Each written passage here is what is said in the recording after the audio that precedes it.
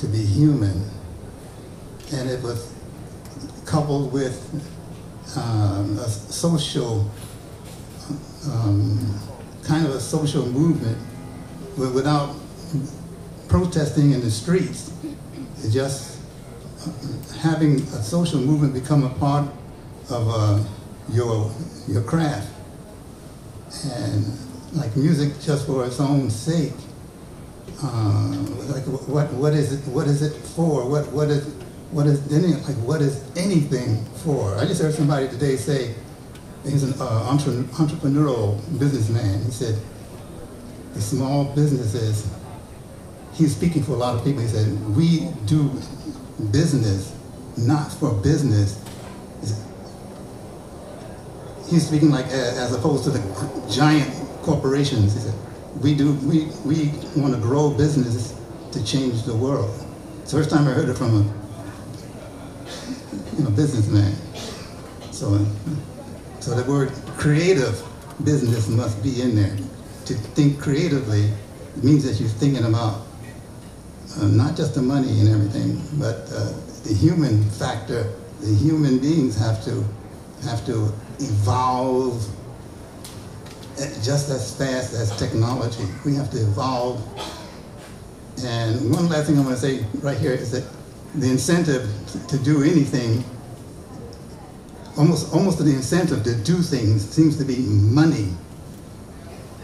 The acquisition of money, power, and fame and all that stuff. But I think there's an untapped incentive which we now are embarking on. We're going to step on this galactic spaceship, which is going to take us places and teach us the new incentive. It's called the incentive of the heart.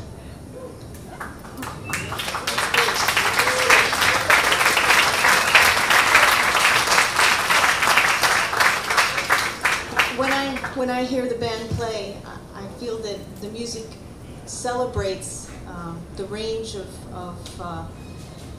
emotions that are all a part of our everyday life. And I heard once that Louis Armstrong said, "What we play is life." How do you feel about that?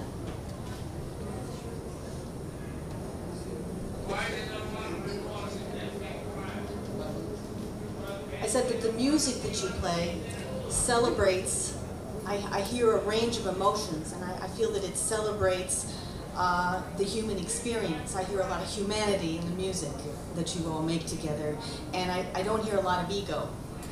And I think that that's beautiful. But the question is that Louis Armstrong once said, "What we play is life," referring to jazz. And how do you feel about that? And would you agree with that? I would totally agree. I feel like who Wayne is and what he is to us, Danilo and John and myself, in bringing us together. And as he speaks about that humanness and that humanity in the music,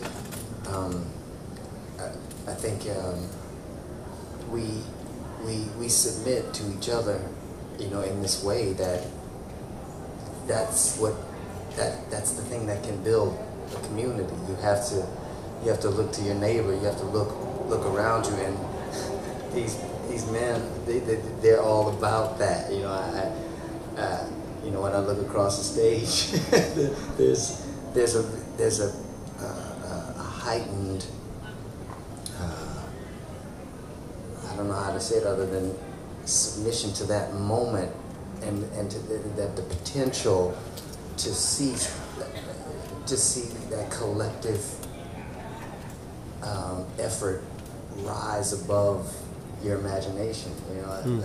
So I think that hopefully we all want that from life. We all want to take all that potential of whatever we do higher. Right. And to others. So as Louis Armstrong did, is the prime example. So Wayne is, for us, it's funny because we have such love and reverence for him, just for who he is, but you know, you look at the writing, you know, the creative gift, and for me, it's just perfect. You know, we can just play from measure 0 to 100, but he didn't want that. Like he's like, no, let's just take this cell, or let's just get away. You know, he's already beyond what he's committed himself to. It's interesting, you know, like that he trusts us that much, right, to say, let's create something together right now, like with no script.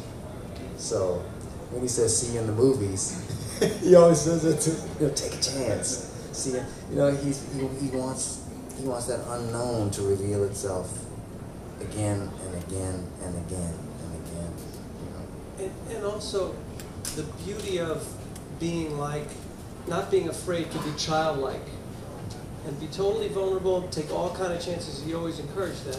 I think for me and for all of us, that was so freeing, to be working with somebody who wrote such genius music, but who wasn't captive to what even he wrote.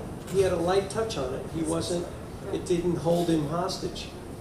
So when we played, he was talking about, let's get back to the place, like, let's play like we don't even know how to play. Let's be that bold. like a child. Yeah, like a child, like we're discovering for the first time that sense of wonder. Whenever I would come home, and this was early on, I've known him since 1986, I would hear the music, the melodies that he would write would be just washing in my head for days and days and days. And it was that kind of thing, like when you first hear music, when you're really young, and you get excited about it, it's reclaiming that. You know, not being the jaded professional, Right. but being a child and letting the music actually change you. And I guess that element is also reflected in the kind of upheaval of the traditional roles of the rhythm section, because what I hear is not the traditional, you know, you're not just walking, you're not just riding on the cymbal, you're not just comping. Everybody's like a jigsaw puzzle, and you're putting the music together piece by piece. And am I correct in assuming there's no set list? No, there's no set list that we go by.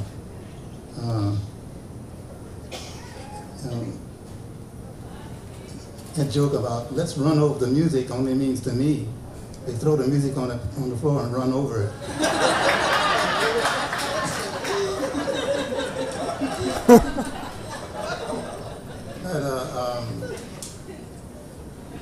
I went to a wedding.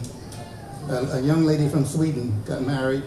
The mother was there, her mother, the groom's father and everything. And Herbie was there too, Herbie Hancock. We all went out in the pasture somewhere in Malibu. Not the glorious Malibu thing. They rented those horses and all that stuff. And the father of the groom played almost maniacally, fanatically, kind of blue floating through the trees and everything. That kind of blue album that Miles made, and just all kinds of stuff. And the mother of the bride said when the bride was 3 years old, she went in her room one day and saw her daughter, the one getting married, just got a gift. And she opened the gift and then wrapped it again, then took the paper off and wrapped it again. And she asked, why are you doing that? She said she wanted to see what it feels like to receive this gift for the first time, each time. And being in the moment is a challenge that faces playing without the paper and all that, or when even when you're looking at paper, you want to be in the moment too. But being in the moment is a challenge, because I do believe that one moment equals eternity. When you're fully, like on a date, I think a good date a nice date would happen when two people are not rehearsing what they're going to say while the other one's talking, and scripted stuff. And some people will say, that was a nice date, and they don't have to know why. It's probably because they were in the moment, you know. Or some people say, oh, they're good in their skin. They're good. So, you know, so being in the moment is something that a lot of, I think like now is the time for every individual on the planet to be exposed to being self-led.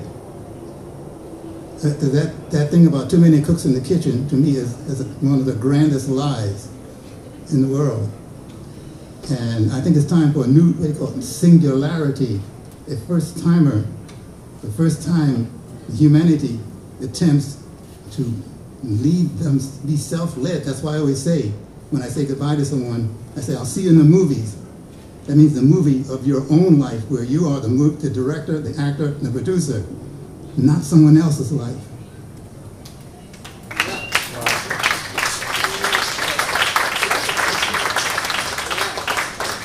It takes